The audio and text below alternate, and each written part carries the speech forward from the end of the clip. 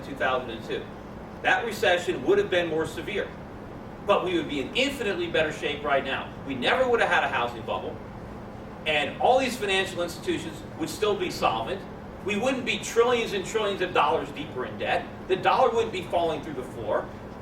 We would have been much better off had we bit the bullet and faced the problems back then. It's the same thing now, only the problems are much more severe because now they've been compounded by the last round of government stimulus. So yes, they did spare us some temporary pain, but the consequences are going to be enormous. What we need is somebody in government to level with the American people and explain in a way that they can understand that, you know what, it's time to face the music. And if we roll up our sleeves and work hard, we can get out of this mess. I mean, all we really have to do is stop spending for a while. I mean, we spent ourselves into oblivion. We're broke. We bought too many cars. We bought too many houses. We bought too much stuff. We have to stop doing that. We just can't keep buying things. We have to save our money, and we have to reduce government, repeal regulations, and lower taxes, which we can only do if we lower spending. So it's not rocket science, but somebody has to tell the American people that there is no quick fix. There is no government answer. The government can't provide jobs. The government can't stimulate the economy. All the government can do is get in the way of real prosperity by giving us some kind of short-term boost today that only exacerbates the problem and postpones the consequences. Anyway, I wanted to open it up for any questions if anybody wants to ask me anything about my campaign or about the economy or where I stand on any of the particular issues. Anything? How do you spell your last name? My last name is Schiff, S-C-H-I-F-F. My website for my campaign is schiffforsenate.com. I've actually, my campaign headquarters just opened a couple days ago in Milford. I think we have a kickoff event that's going to be the 17th of the month. I think we're sending out invites to people, so I encourage you to come down and say hello, meet the staff, see the headquarters. Yeah.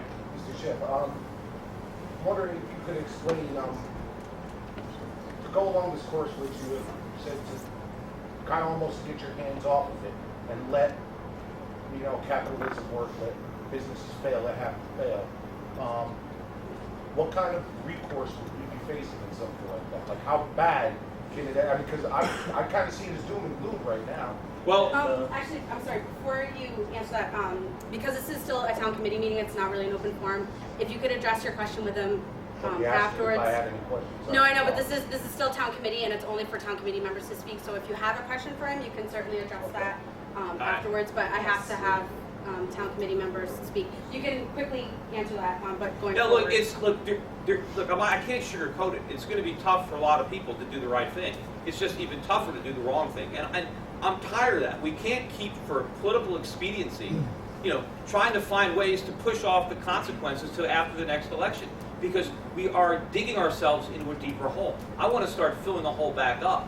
And yeah, there are going to be some consequences. Americans have been living beyond their means for a long, long time. Everybody is buying stuff using credit cards, and you can't have an economy like that. Economies have to be based on savings and production.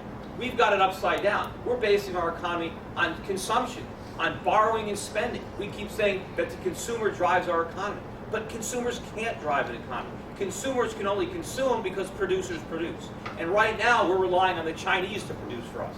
But they're not going to do that forever, because there's nothing in it for them. We're going to have to produce for ourselves, and we're going to have to export if we want to import. We can do that. Look, Connecticut used to be a vibrant industrial economy. We had all kinds of factories. We produced all kinds of stuff. We exported to the world. What happened to those factories? Why are they gone? And why can't they come back? They're not here because of government policy that has undermined our productivity, undermined the value of our money, and made our manufacturing uncompetitive. If we allow a sensible monetary policy with higher interest rates, if we cut government spending so that we can shrink taxes and lower regulation, those jobs will come back. They're not going to come back overnight, but they will come back. On the course we're on right now, nothing's coming back. All we're going to have is phony government jobs that deliver no real purchasing power. Our standard of living is going to fall year after year after year, and we're going to be in a real crisis when we have runaway inflation and massive unemployment because we don't have an economy that functions. Well, thank you very much. Appreciate it. If anyone has any other questions for Peter, I think you you guys have another engagement to go to, but you can certainly, go out with him into the hall, address any other questions that you have. Do you have a website? Yeah, it's shiftforsenate.com, Okay. and I'm still building it out. It's still relatively new. The campaign is still young, but it's really getting into gear. As the month of December, comes along. Great. Well, thank you very much again.